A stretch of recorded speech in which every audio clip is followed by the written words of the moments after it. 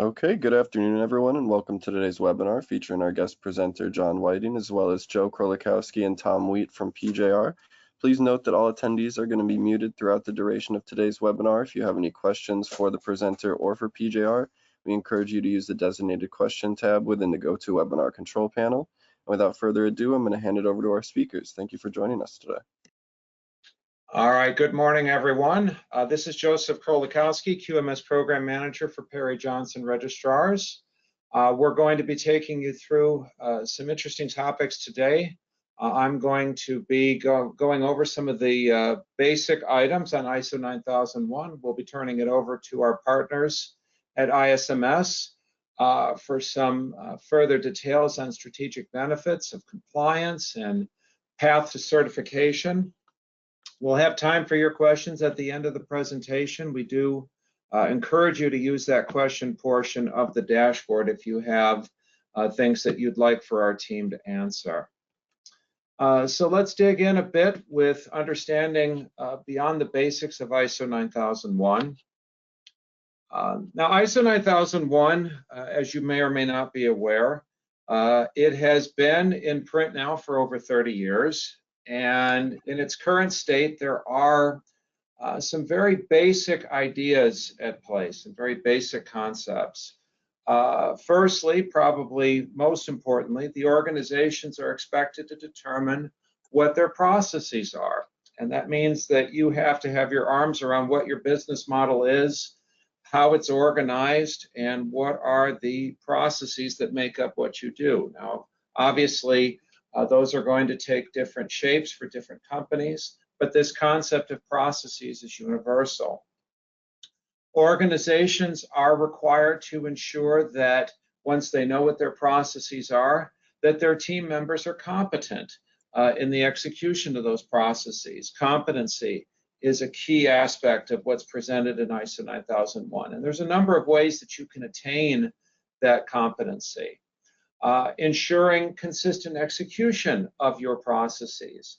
And the standard uses the terminology controls, and it's understood that those controls, again, are going to take different forms, different concepts of control, depending on your circumstances. Another universal item is determining and using measures of process effectiveness.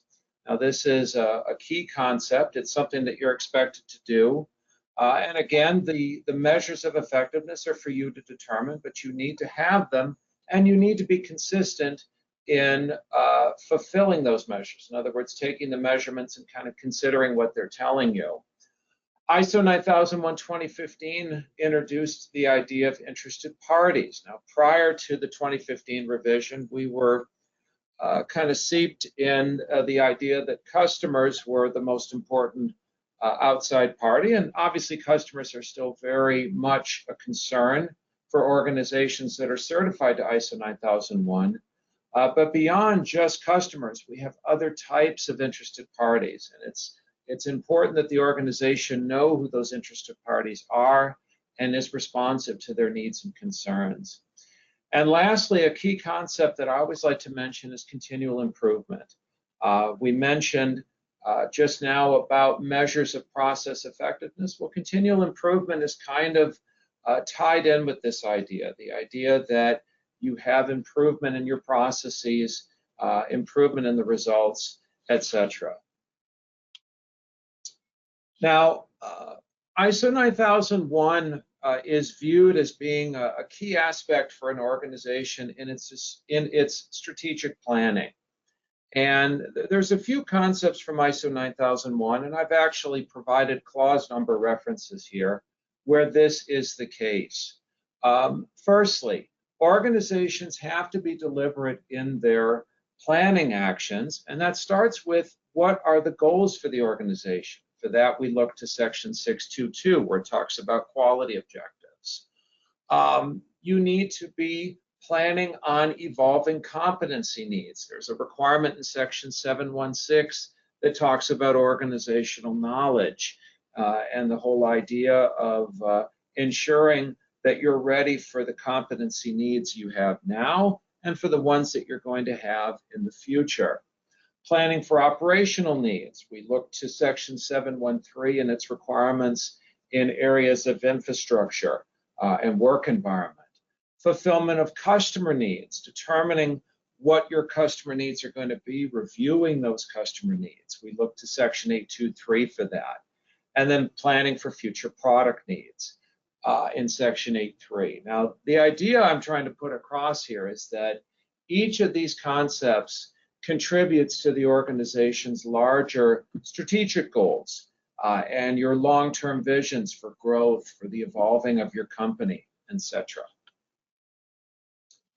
Now, another key idea from ISO 9001 is this concept of enhancing operational efficiency. Now, as I mentioned earlier, you are required to have measures of process effectiveness, and you're also required to strive for continual improvement. Now, these are linked ideas, and they're also legacy concepts in ISO 9001. They've been part of ISO 9001 now for almost 25 years. We have to go back to the 2000 revision to where these were brand new concepts.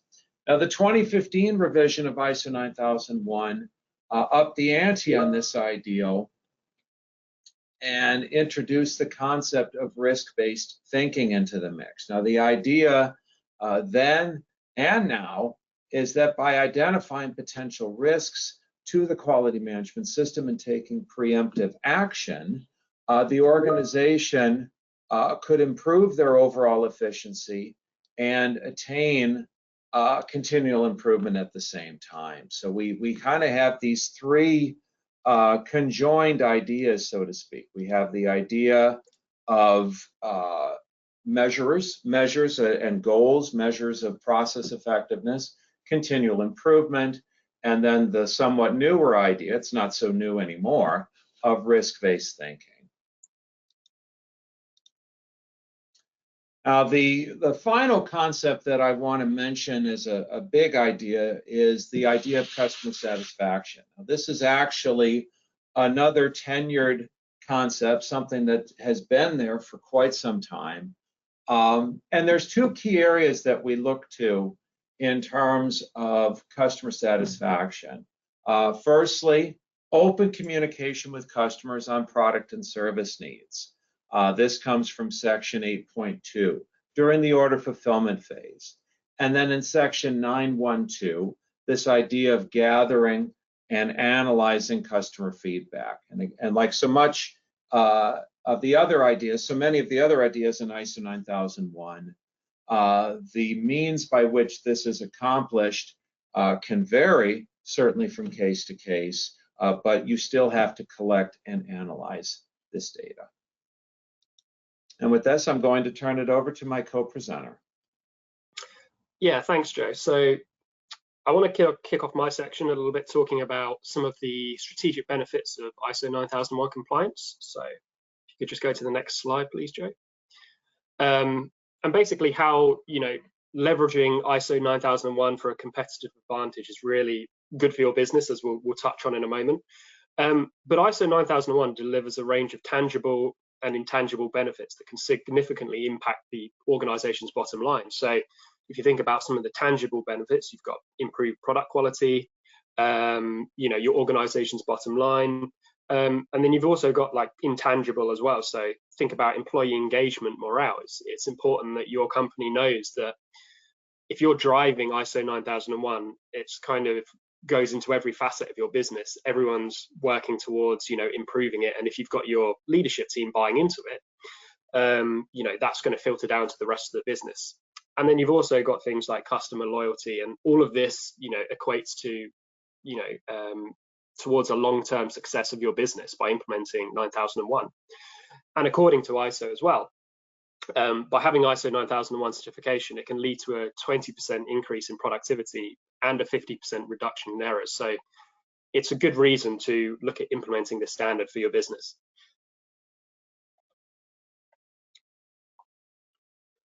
So improved efficiency and streamlined operations. So it's important to have a sort of a holistic approach to this. So ISO 9001 standards necessitate a process approach, which integrates multiple business activities, reducing silos, and ensuring smoother operations. It also can be used to focus on the elimination of waste as well. So organizations can reduce waste by identifying redundancies and streamlining processes, so thereby saving you time and resources. And then the final bit is continual improvement. So if you're familiar with the standard already, you'll know that it follows a plan, do, check process, which is what the standard is all about. So it's showing how your entire QMS is essentially working towards continual improvement.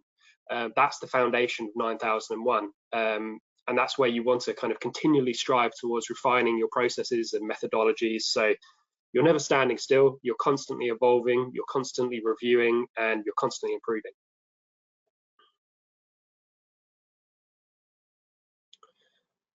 Increased customer satisfaction and retention, obviously that's a huge one of 9001 as well. Not only is it, our 9001 used for kind of improving your overall business and making sure employees and everyone is happy, it's also, you want to make sure your customers are happy as well. So you can think about things in terms of consistency and delivery. So adherence to the standardized processes mean that customers will receive, consistent quality, enhancing their overall experience.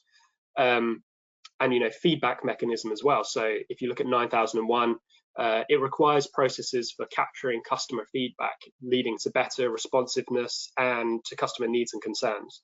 And again, this all ties back into the plan, do, check, act process, which, it's promoting the fact that you're focusing on continuous improvements in your processes, in your products, and this is, what's leading to that enhanced quality and customer satisfaction. And then finally, there's trustworthiness as well. So having that badge of being an ISO 9001 certified company is considered reliable, and you're giving customers confidence in the organization's commitment to quality, as well as other businesses as well.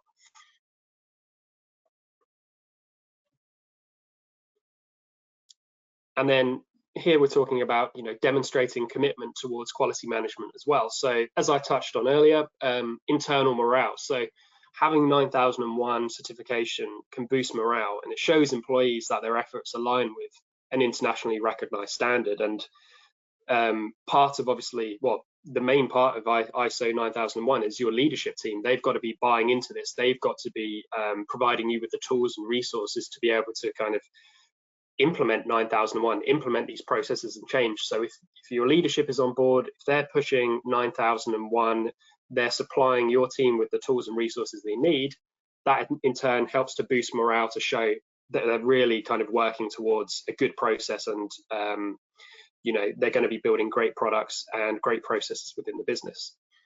And as well as this, you're also going to give stakeholder confidence as well, right? So by all those things I just mentioned, that should help streamline your business, reducing waste, improving efficiency, which, all of this equates back to, it's going to be good for investors, partners, and other stakeholders to know that your organization is instilling those 9001 values and implementing a systemic approach that, you're focusing on quality in every aspect of your business. And finally, there's also the ability to bid on tenders requiring certification as well. So, you've got the opportunity to access new markets. There's many public sector and large corporate businesses. A lot of them are now mandating ISO 9001 certification in their tendering process. So by being ISO 9001 certified, you're going to unlock more opportunities in, other countries and other sectors. So it's a massive opportunity to be able to implement 9001 in your business. And kind of in parallel to that, it's going to give you a competitive edge. So, if you think about in most competitive tender situations, if you're going to be ISO 9001 certified and other businesses are not, you're going to have that extra edge over other organizations that don't have this credential. And it's also, again, demonstrating that your business is well run, credible, and quality is essentially at the core of your business.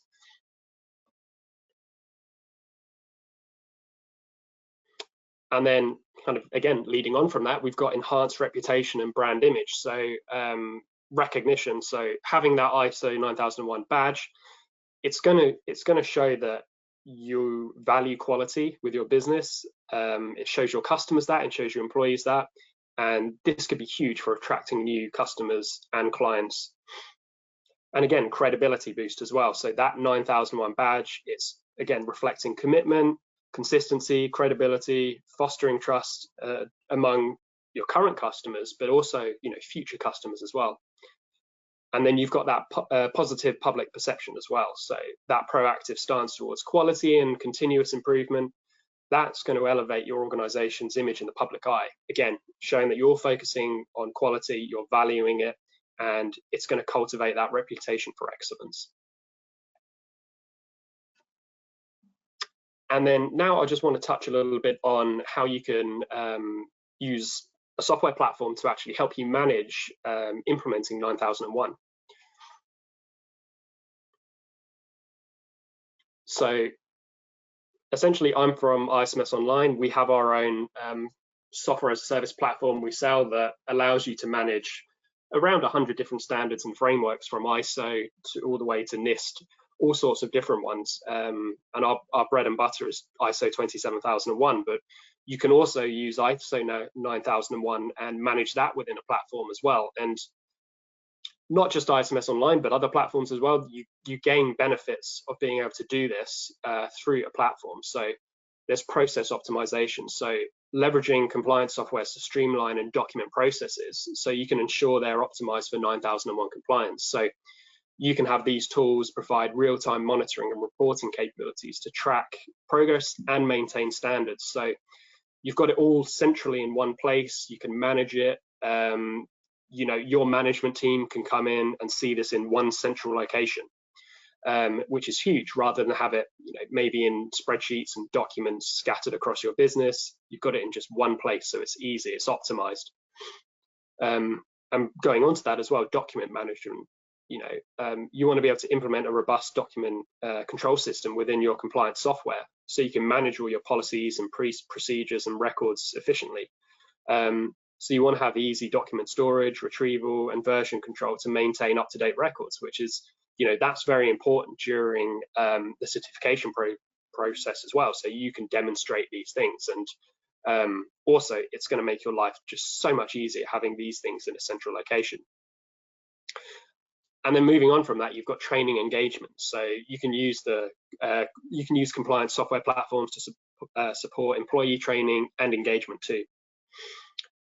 And then also there's audit preparation. So you can simplify audit preparation with software that provides audit trails, compliance checklists, and self-assessment features. So you're ready for that 9001 audit when it comes up.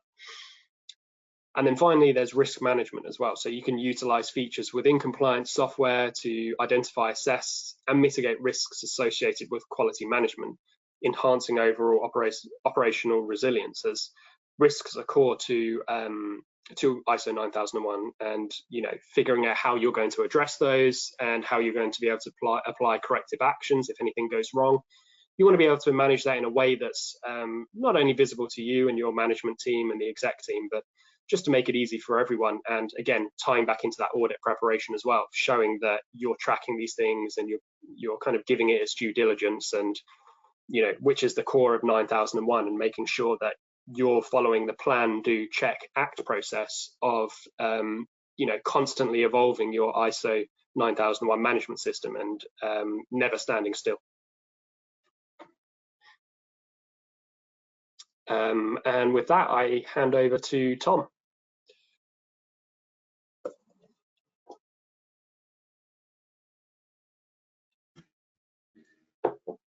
Thanks for that, Chris.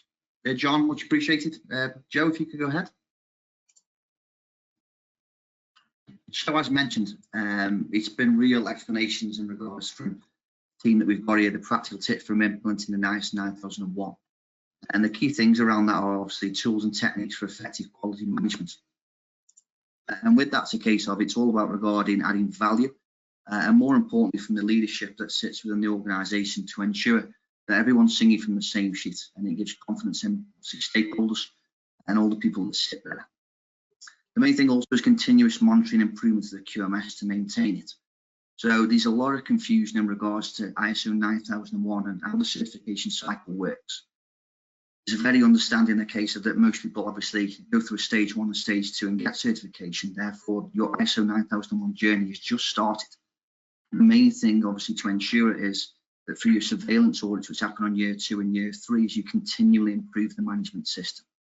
So in them sub-clauses from 4 to 10, it's really key to know in regards to a case of that obviously you've got to continually improve the system. It's a massive misunderstanding with 9001.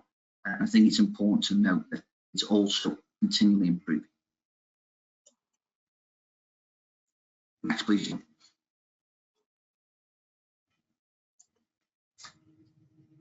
So to recap, the key takeaways in the session is the importance of 9001 in achieving operational excellence.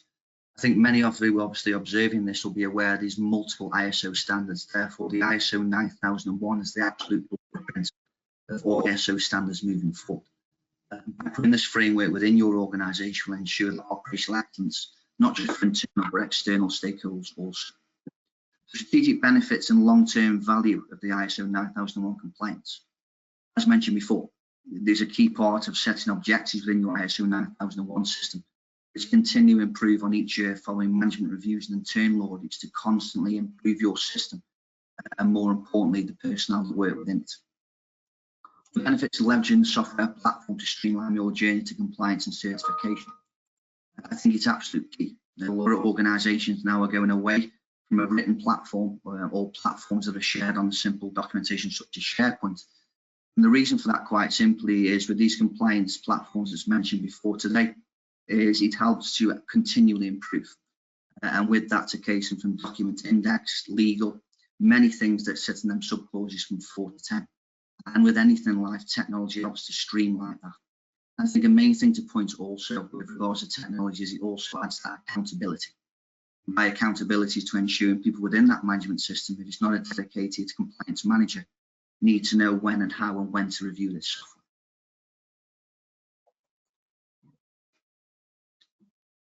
As mentioned from Joe and John, this is the main point where we get a Q&A session. And open to us all.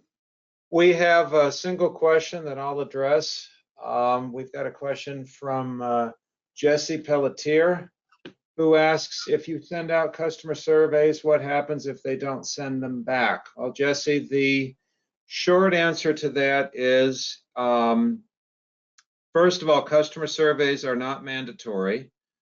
They are one way of obtaining customer feedback, but they are not prescribed by ISO 9001 itself. So if an organization finds itself in a situation where they have made an attempt at gathering customer feedback using surveys and have been unsuccessful, they can't just say, oh, well, we tried. They do have to give it a go, so to speak, with another technique. The expectation is that you're going to gather the customer feedback. Customer surveys are one option. There are others. So hopefully I've answered your question. If anyone has other questions, please utilize the question portion of the dashboard on the GoToMeeting interface. Do we have any other questions today?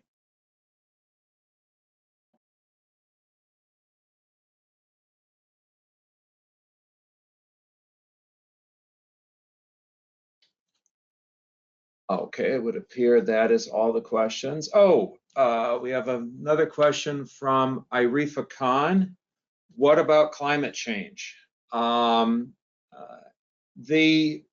Most of you are probably aware there was an amendment pushed out by the ISO in regards to climate change. And just so everyone is aware of the position that we've been instructed to take as a certification body.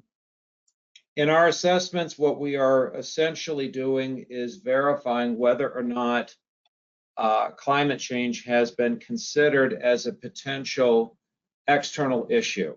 That is the thrust of the requirement. It's an add-on requirement in sections 4.1 and 4.2. So if there is any aspect of it that impacts on your business model, and you've made determination that that is the case, we would then expect that you have determined what your strategies are going to be.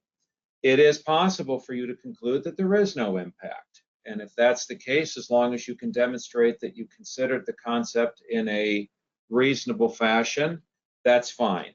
Our auditors have been specifically instructed that this is not something where, and really this is the case for any aspect of an audit, they cannot rely on their own personal feelings, their own personal bias as it relates to climate change. Our auditors are not going to be on some crusade or anything of that nature. It is simply a matter of, did your organization consider it as a potential external issue, and what was the conclusion that was drawn? Okay, we have another question from Heinz Kamenzien. We are struggling with tracking supplier performance. Any tips or tools you can recommend? The certification body cannot recommend specific approaches for that, but I suspect my co-presenter has got some insight into what their software may do for tracking supplier performance. John?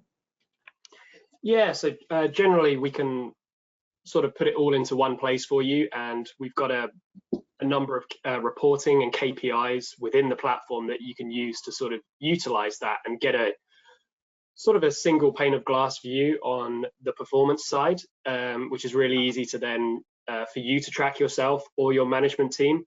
And if there is more information you'd like on that, feel free to reach out to me. I can organize a demo and show you some features if you'd like. I think my email is on the next slide, so yeah, feel free to get in contact if you'd like a little bit more information.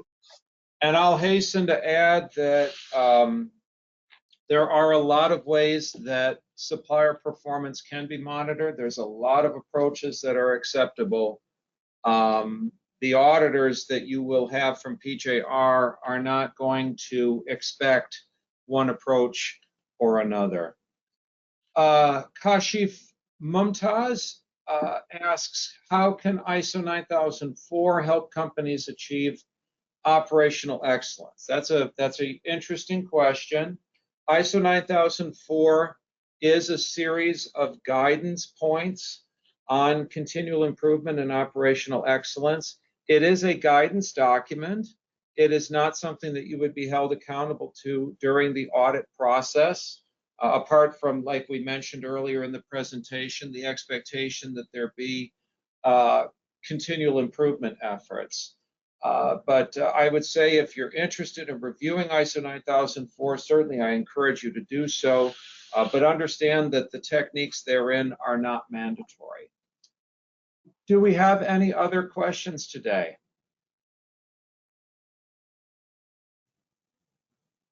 I'll go ahead and advance the slides so we can put up the contact information for our team today.